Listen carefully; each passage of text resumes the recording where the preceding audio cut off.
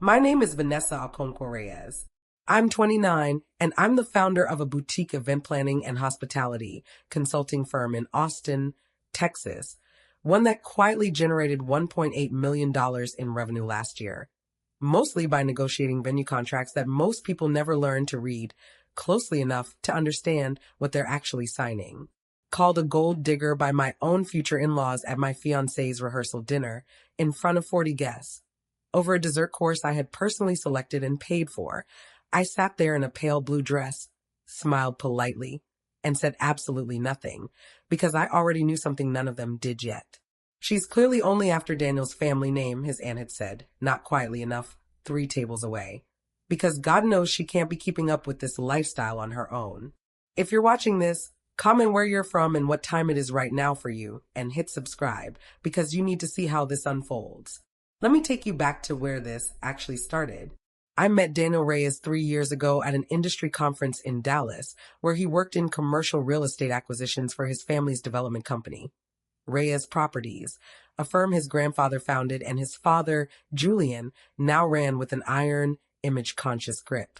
Daniel was warm, genuinely kind, entirely unlike the family he came from in ways that took me almost a year to fully appreciate.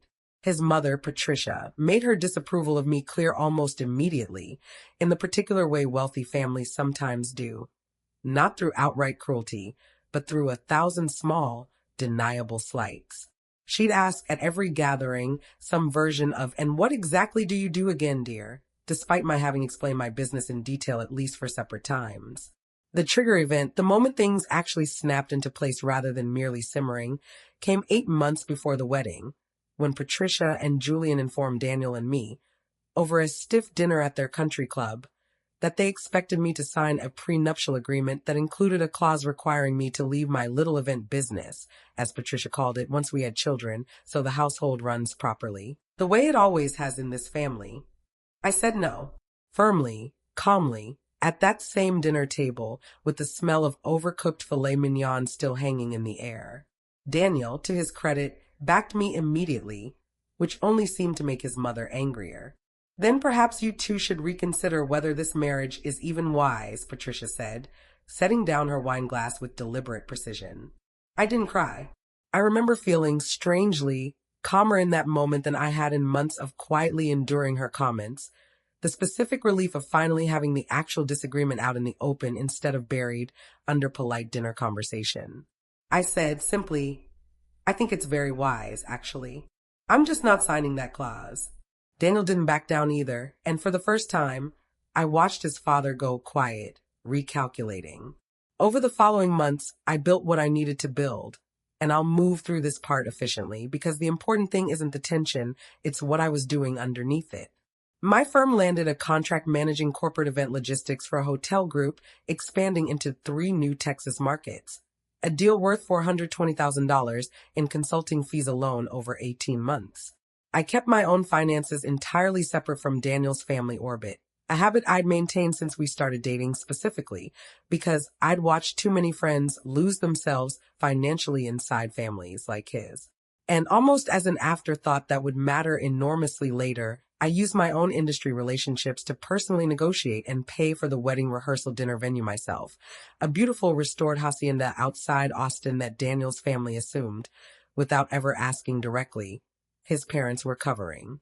I never corrected that assumption, partly out of pride, partly because I genuinely wanted to give Daniel and me one thing in this entire wedding process that wasn't shaped by his mother's opinions. The rehearsal dinner itself happened on a warm October evening, string lights strung across the hacienda's courtyard, the smell of rosemary and roasted lamb drifting from the kitchen.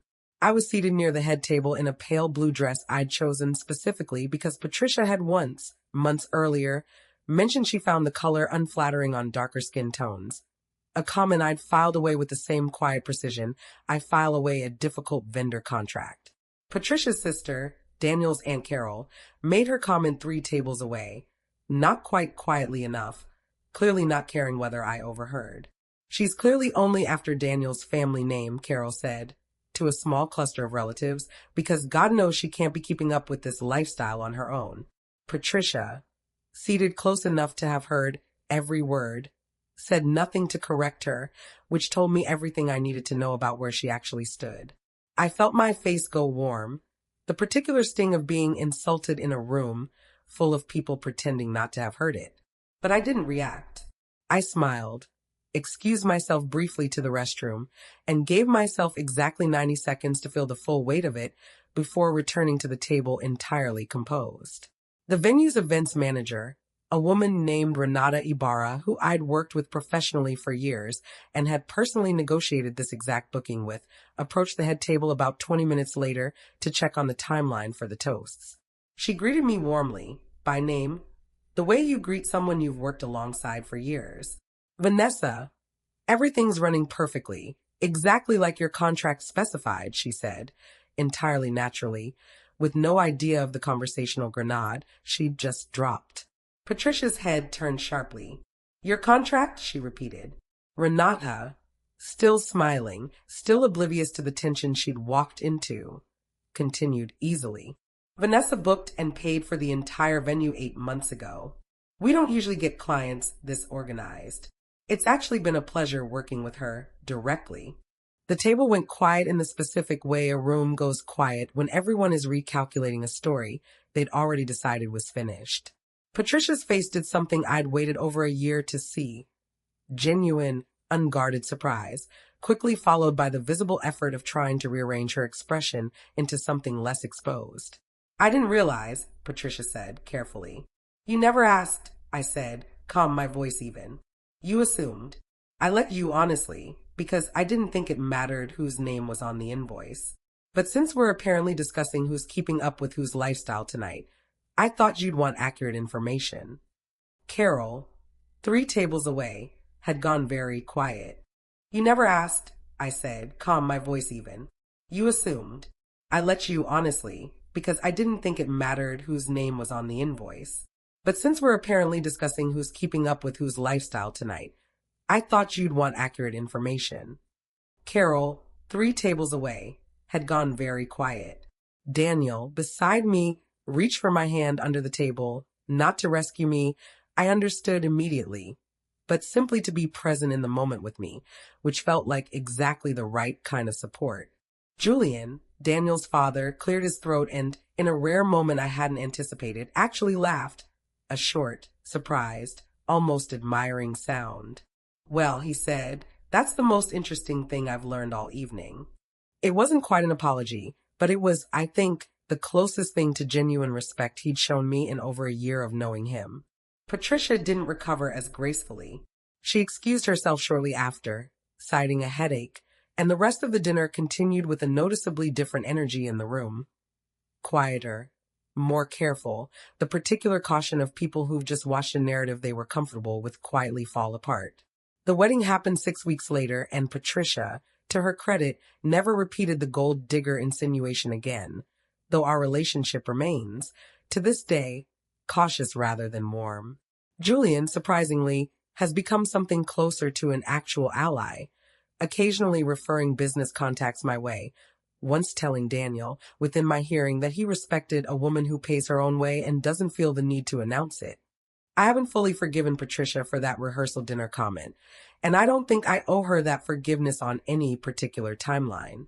But I've made peace with the fact that some relationships simply become workable rather than warm, and that's a reasonable outcome too. I think back sometimes to the 90 seconds I gave myself in that restroom. Mascara steady, breathing controlled, deciding consciously not to let one comment define the rest of that evening.